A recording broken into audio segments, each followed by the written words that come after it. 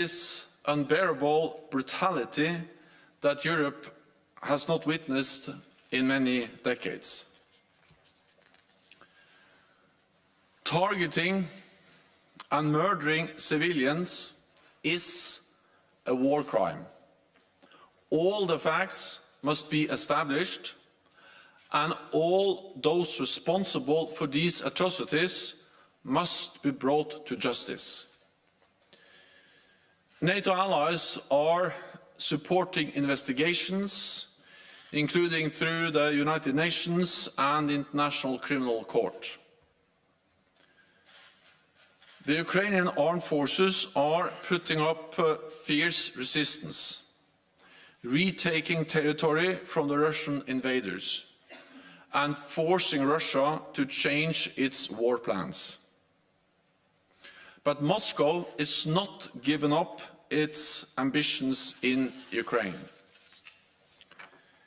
We now see a significant movement of troops away from Kiev to regroup, rearm and resupply, and they shift their focus to the east. In the coming weeks, we expect a further Russian push in the eastern and southern Ukraine to try to take the entire Donbass and to create a land bridge to occupied Crimea. So this is a crucial phase of the war. And as Ukraine faces this new offensive, NATO foreign ministers will discuss what more we will do. Allies are determined to provide further support to Ukraine, including anti-tank weapons, air defense systems and other equipment. Allies have also increased humanitarian assistance and financial aid. NATO will also look to provide cybersecurity assistance and equipment to help Ukraine protect against chemical and biological threats. I expect we will also decide to do more for NATO's other partners, which are vulnerable to Russian threats and interference, including Georgia and Bosnia-Herzegovina. By stepping up our political and practical support, we can help our partners strengthen their resilience and prevent any future aggression. On Thursday, we will be joined by Ukrainian Foreign Minister Dmytro Kuleba. He will update us on the latest developments, including Kiev's negotiations with Moscow. Finland, Sweden, Georgia and the European Union will be at the table, and we will be joined by NATO's Asia-Pacific partners, Australia, Japan, New Zealand and the Republic of Korea. Because this crisis has global implications which concerns us all. We see that China has been unwilling to condemn Russia's aggression and has joined Moscow in questioning the right of nations to choose their own path. At a time where authoritarian powers are pushing back on the rules-based international order, it is even more important for democracies to stand together and protect our values.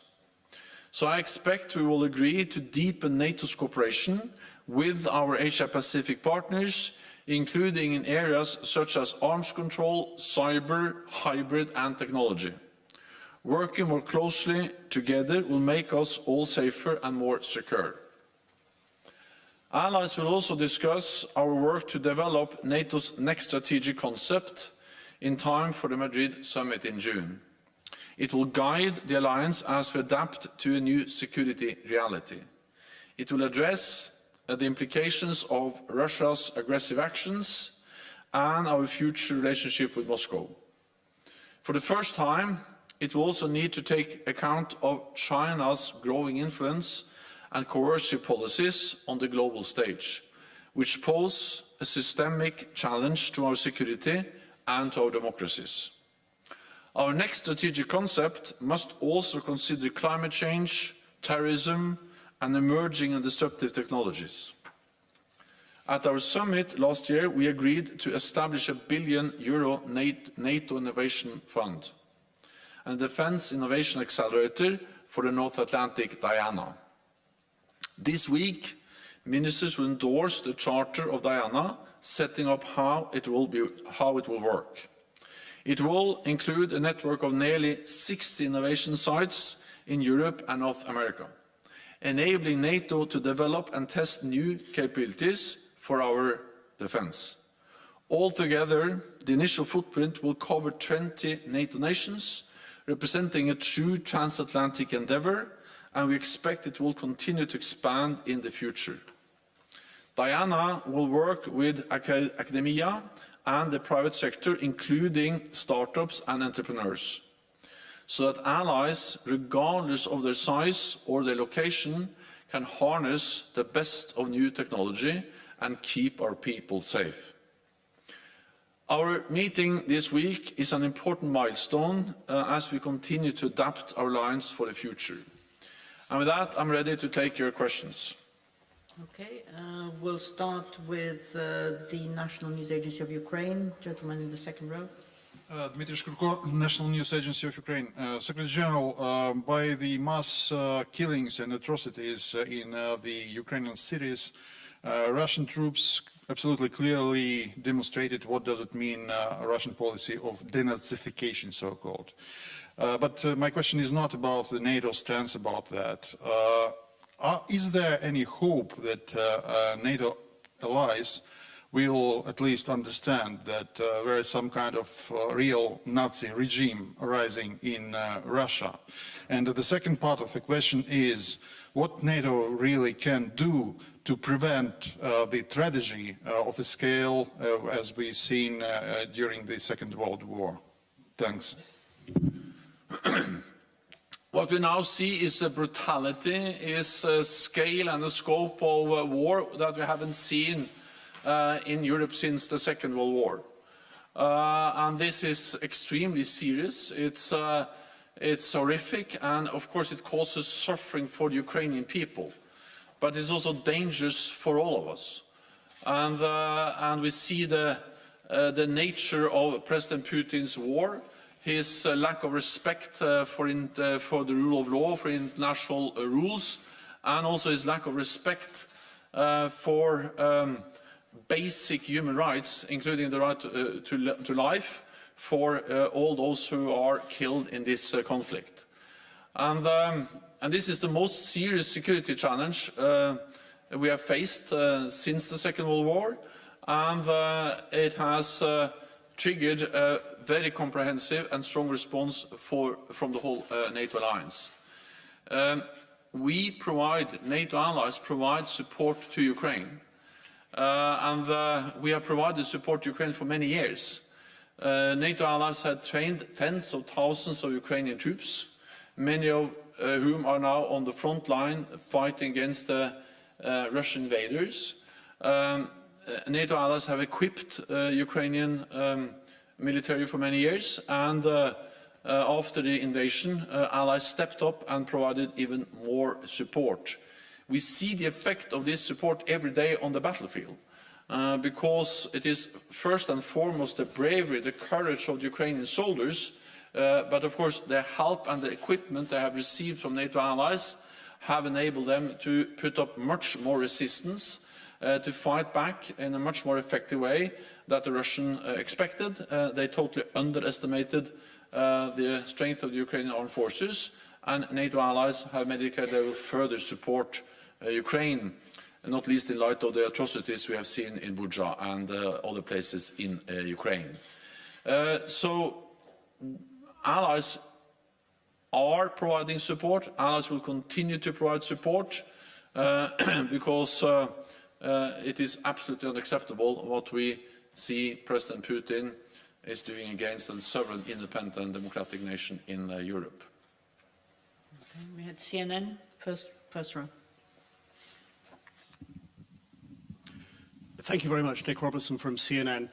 President Zelensky has said that he will not accept a peace unless all Russian troops leave Ukraine pre-February 23rd lines.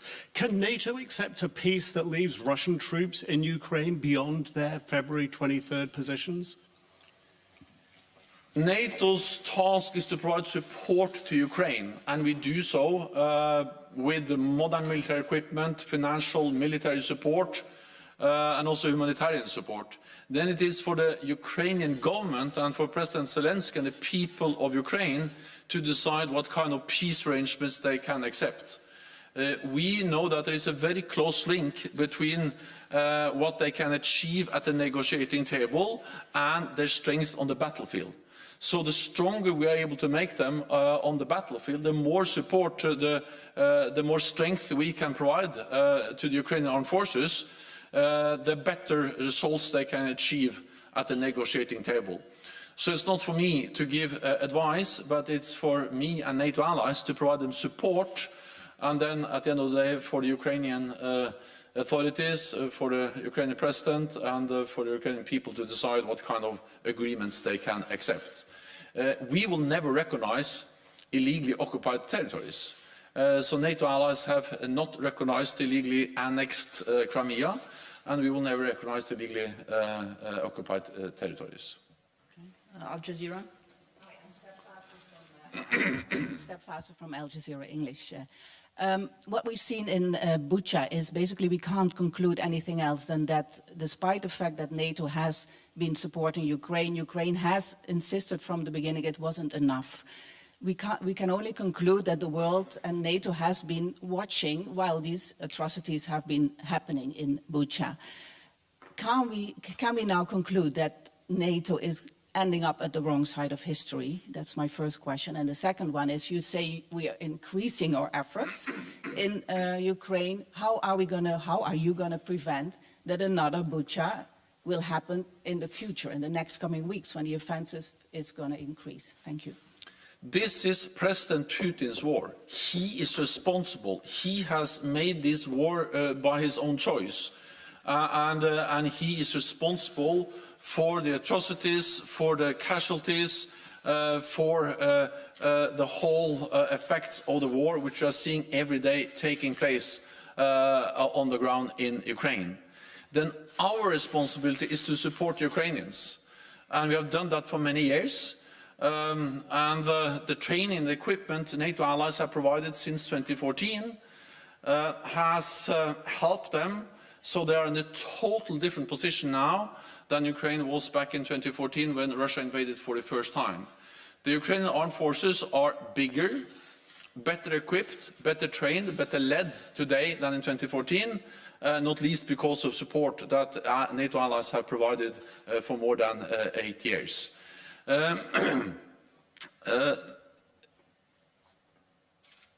We need to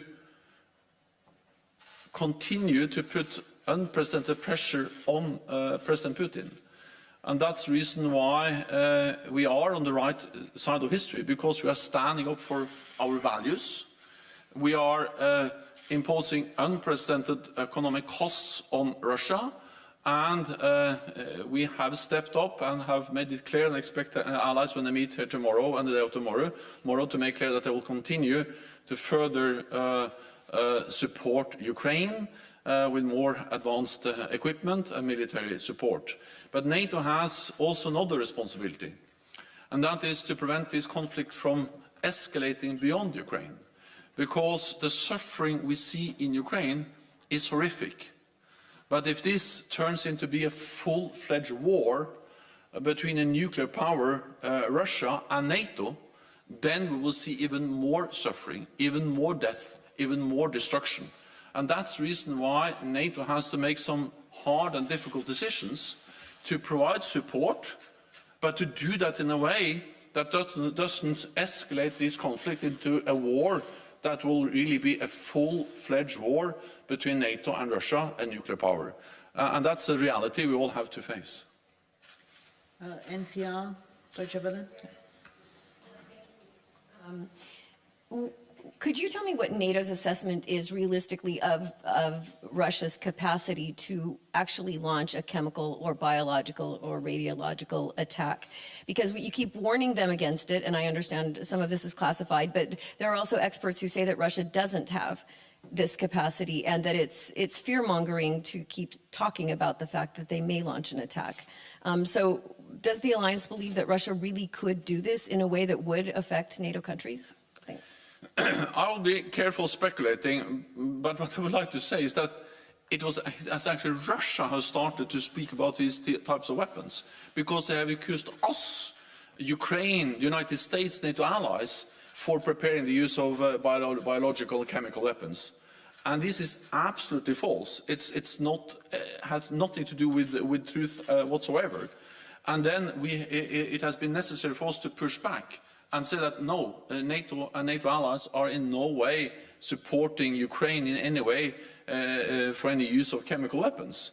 That has been our message. Then we have added 2 more points, and that is that we know that Russia has used chemical agents before. They have used it against their own opposition. They have used it in Salisbury, and we have seen that Russia has used chemical weapons and agents before. We've also seen that they have supported the Assad regime in Russia, in Syria, where chemical weapons have been used. But this is first and foremost something that has been brought into the discussion by Russia, accusing us for preparing use of chemical weapons, which is absolutely wrong, us and Ukraine.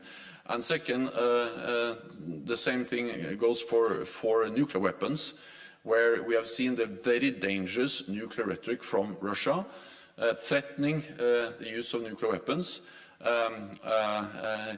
as part of the build-up we have seen in and around Ukraine, even before the invasion, but also after. We'll go to Rustavi.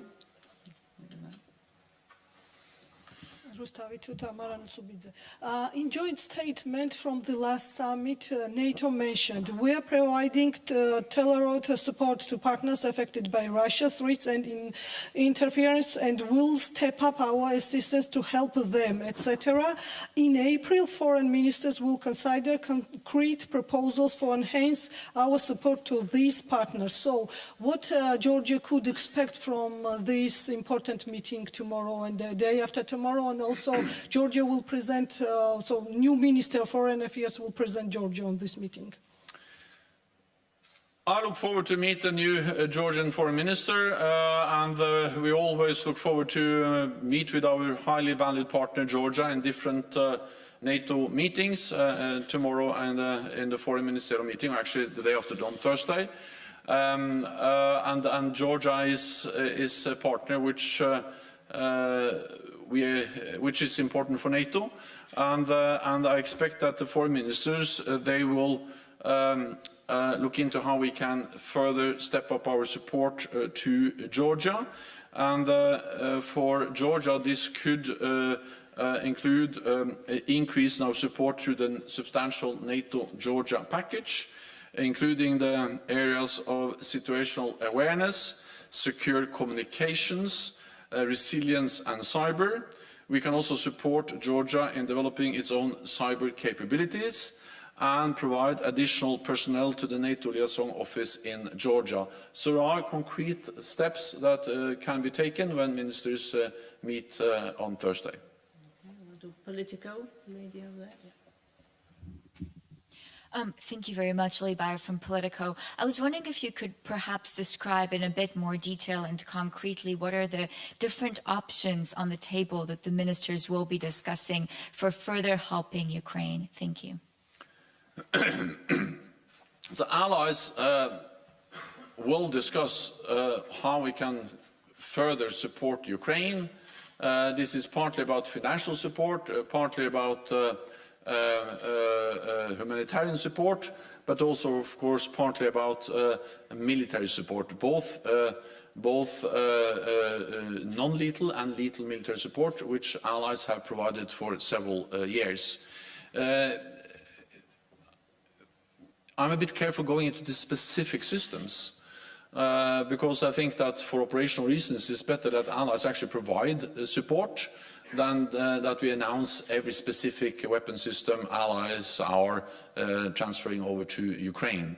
But it's well known that we speak about advanced weapon systems. We speak about, for instance, javelins and other anti-tank weapons which have proven extremely effective on the battlefield. If there's anything we have seen is that these relatively light weapons have a huge impact.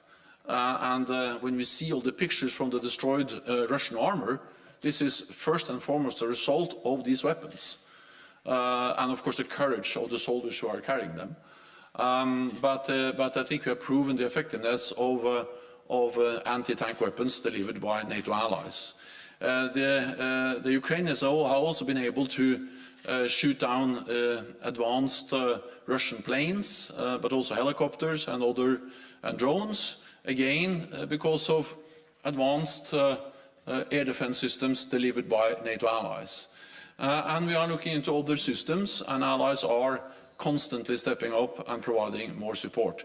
Partly as weapons, but you know, we also need fuel, you need ammunition, you need a lot of different types of supplies, you need helmets, you need protective gear, you need medical supplies to run such a big military operation. So this is partly about high-end weapon systems, but also very much about the logistics and the supplies you need to run these kind of big military operations, as the Ukrainians have run now for several weeks. Okay. Wall Street Journal. Dan Michaels with the Wall Street Journal. Thank you very much. If I could follow up on the last question. Mr. Secretary General, as you said at the beginning, it looks like the war is changing. The Russians are regrouping in the southeast. They're now more massed. They have more armor from Crimea, from Donbass. It would seem that the battle is going to change qualitatively. It's no longer going to be one where the Ukrainians are picking off overextended supply lines or isolated troops. Do the Ukrainians have what they need to fight what may be a more traditional type of ground war against a more massed Russian force? Or does NATO need to step up with a different type of weapons system or different type of support to help the Ukrainians against a much more concentrated Russian occupation force? Thank you. So NATO allies are in close contact with Ukraine, and we will also have the Ukrainian Foreign Minister Kuleba coming to the NATO ministerial meeting, and I expect that he will address the needs that Ukraine has to reinforce their troops and to make sure that they continue to push back and to provide fierce resistance against the invading Russian troops. So both the dialogue between different NATO allies and Ukraine, but also the dialogue we have here at NATO is important to make sure that we deliver as much support as we can and also that we deliver the capabilities that Ukraine needs. So I expect a meeting tomorrow and the day after tomorrow will provide a platform for that kind of discussions. We are now seeing a new phase of the war, because Russia is really moving out not only of Kiev but also of most of the north, at least reducing significantly their presence there. Because they failed. President Putin didn't manage to achieve the objectives he set for this military operation. His goal was to take Kiev within days.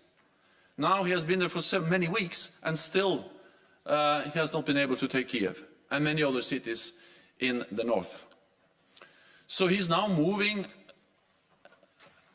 many of those troops out of the north, into Belarus, down to the east, into Russia, and there they will be remanned because many have lost a lot of troops in the different units. They will be rearmed because they have used a lot of ammunition, and they will be resupplied with fuel and all of the other things they need, food and so on, to launch a new big offensive. So what we are expecting is a new, very concentrated Russian offensive in Donbass, to try to occupy, take the whole of Donbass.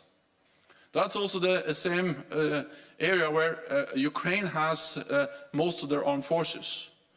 So this whole build-up will take some time. The repositioning of the Russian troops will take some weeks. But after that, we are afraid that we can see a big Russian offensive in Donbass with aim to take Donbass. In that window, it is extremely important that NATO allies provide support, so we are able to rearm, to resupply the Ukrainian forces. And that's exactly what I expect allies to do, and what I expect allies to discuss at the meeting tomorrow and the day after tomorrow, including what types of equipment and how we can enable them to stand up against and continue to inflict heavy casualties on the invading Russian forces. Okay, we had the Associated Press. Thanks for your question, Mr. Secretary General. Mark from Associated Press. Has NATO's drones or satellite imagery shown any more locations across Ukraine where there are mass people that have been killed? I'm always a bit reluctant to go into details about how we collect intelligence and what kind of detailed information we have, but we are monitoring very closely. We have capabilities, surveillance capabilities, that provides us with a lot of information. And this is important, it is something which we use in a good way, because information, best possible situational awareness, is of course extremely critical in such a dangerous situation as we see in Ukraine now. Okay, we have Vege. We know there's been talks on high level between NATO countries and Finland and Sweden for the latest weeks, and they have started both a process reviewing whether there will be a membership application. So I want to ask you about if you want to comment on the process and if there has been a discussion with those two countries about intermediate security guarantees for them in a possible intermediate period between an application and a full membership could be granted. Thank you.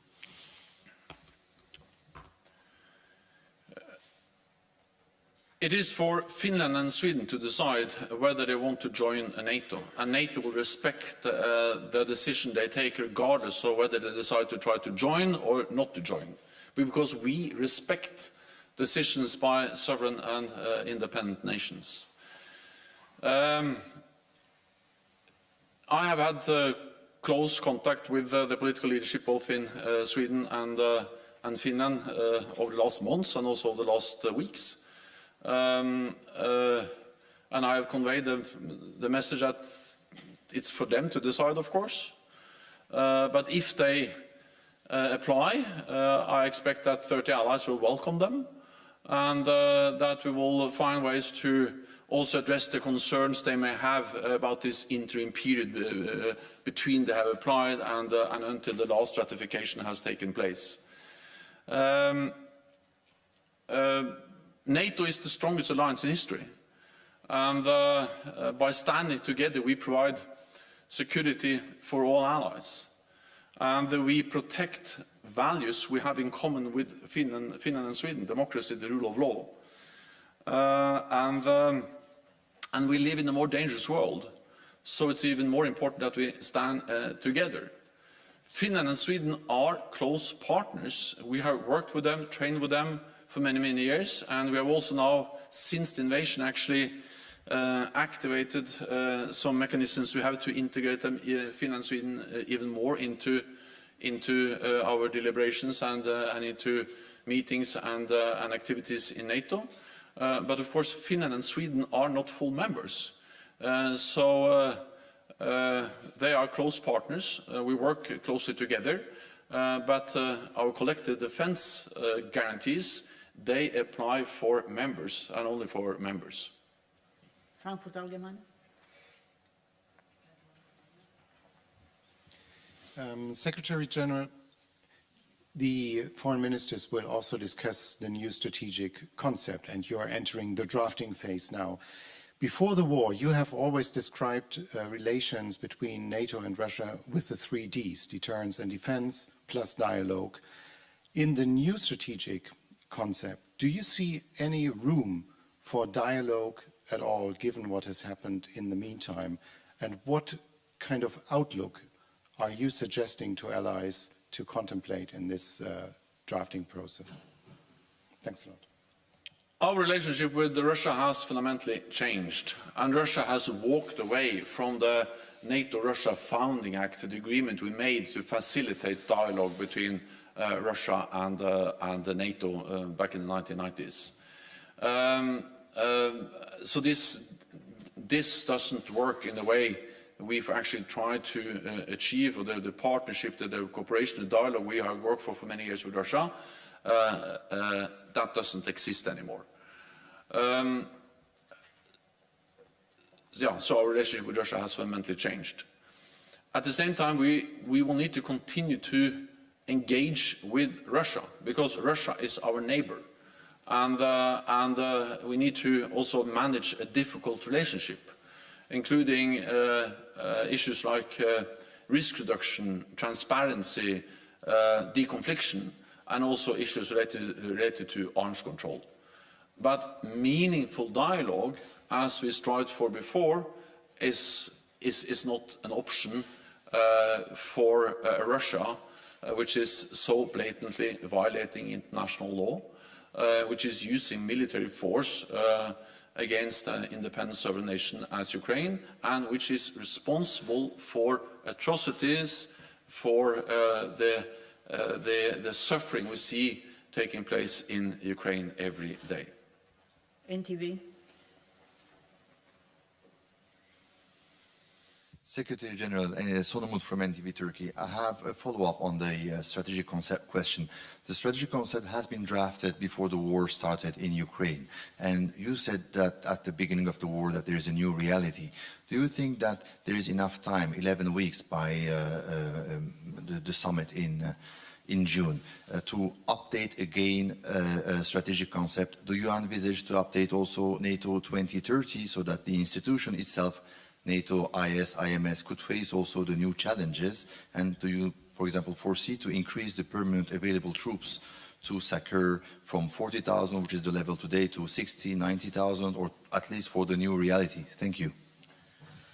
I'm absolutely confident that when NATO leaders meet at the NATO summit in Madrid at the end of June, we will be able to agree updated and good new strategic concept. We had started the discussions, and of course we will take into account the Russian invasion of Ukraine as we finalize the strategic concept. But I think we have to remember that actually we predicted precisely, based on our intelligence, as early as last fall, that it was highly likely that Russia was going to invade Ukraine. So that has been part of our deliberations for many months.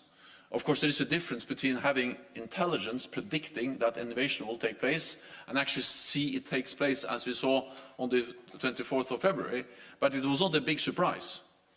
I think it's hardly any other invasion in the world, or at least few other invasions we have seen up through history, which has been more predicted than the invasion by Russia into Ukraine. Therefore, also NATO was well prepared. And actually, we have been stepping up since the first Russian invasion of Ukraine, back in 2014. Since 2014, since Russia went in and illegally annexed Crimea and destabilized and supported the separatists in Donbass, in eastern Ukraine, NATO has implemented the biggest reinforcement of collective defense in a generation. With the battle groups in the eastern part of the alliance, after years of reducing defense spending, all allies have increased defense spending, and we have tripled the size of the NATO response force. And actually, the weeks before the invasion, we increased the readiness of the NATO response force, we increased the presence of NATO troops in the eastern part of the alliance before they invaded. because we saw the intelligence, we saw the clear warnings about that was most likely going to happen. Then after the invasion, we have stepped up further. And now we have 40,000 troops under direct NATO command in the eastern part of the alliance. There are 100,000 US troops in Europe, a significant increase. And then we have hundreds of thousands of NATO troops on heightened alert. All of this supported by hundreds of ships and planes, substantial naval and air power. So we have already, since 2014, implemented a huge reinforcement to our collective defense, and then on top of that added some immediate responses as a result of the invasion in February. But we face a new security reality. And therefore, we also need to implement some more long-term changes to our deterrence and defense posture. And that's what we have asked our military commanders to provide options. We will have those options within some weeks, and then based on the options from the military commanders, we will make decisions on the more longer-term reset of NATO's deterrence and defense, based on, of course, what we've already done. And that will be for the leaders to decide in June. But I expect that to be significantly more presence on land, troops, advanced weapon systems, but also air defense systems, more air presence at sea, ships, submarines, and in general to do more to strengthen our collective defense, not only with traditional military means, but also cyber, hybrid, space. So we will see a significant reinforcement. All of this will require more defense spending. And what we see is that allies started to increase defense spending after 2014. After the invasion this year of Ukraine, we have seen new announcements, not least by Germany, but also by other allies. Italy, Denmark, others are now stepping up. So there will be more funding for more modern equipment. And this is just reflecting the brutal new security reality we face. As long as we stand together, 30 allies, and invest in our defense, we are all safe and secure. We'll take two final quick questions. One here, one online. ZDF. Here.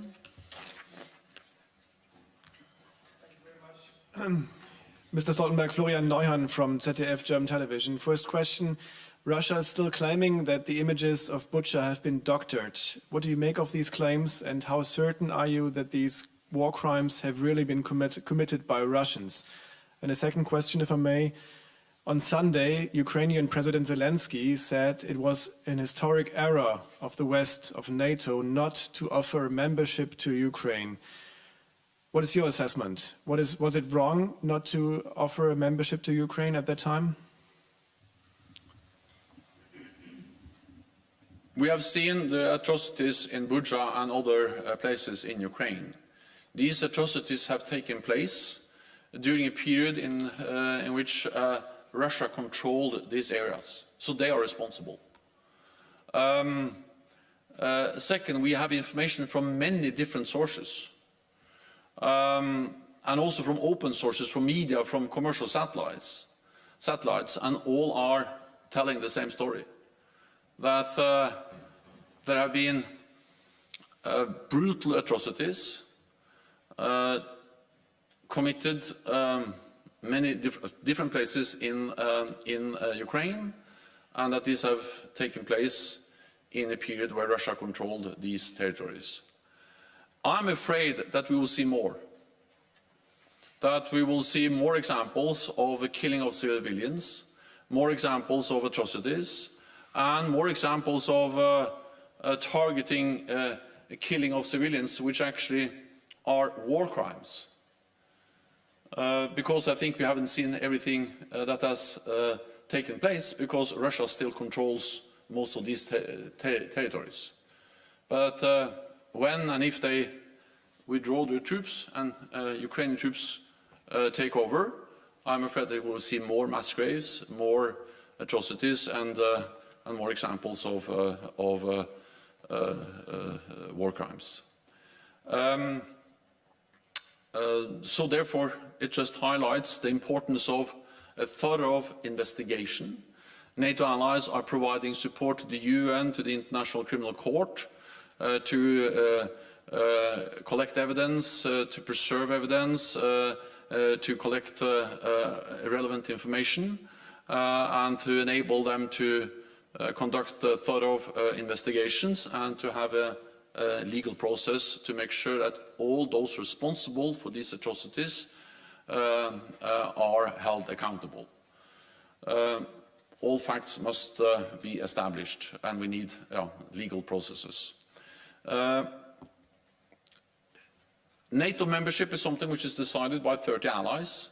30 allies agreed in 2008. Since 2008, NATO allies have provided support to Ukraine, but we have had no consensus on granting membership. I think now, after the invasion of Ukraine, we need a discussion in NATO on how to support and help other countries in more or less the same situation as Ukraine. Countries that are not member of EU, not member of NATO, but are aspiring to join NATO and or the European Union.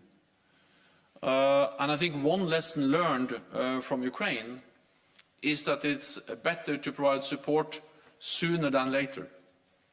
So for me, this is a very strong message, both when it comes to the need to provide support to Ukraine now, but second also to really look hard into, have a hard look into what can we do for countries like Georgia and Bosnia and Herzegovina and others.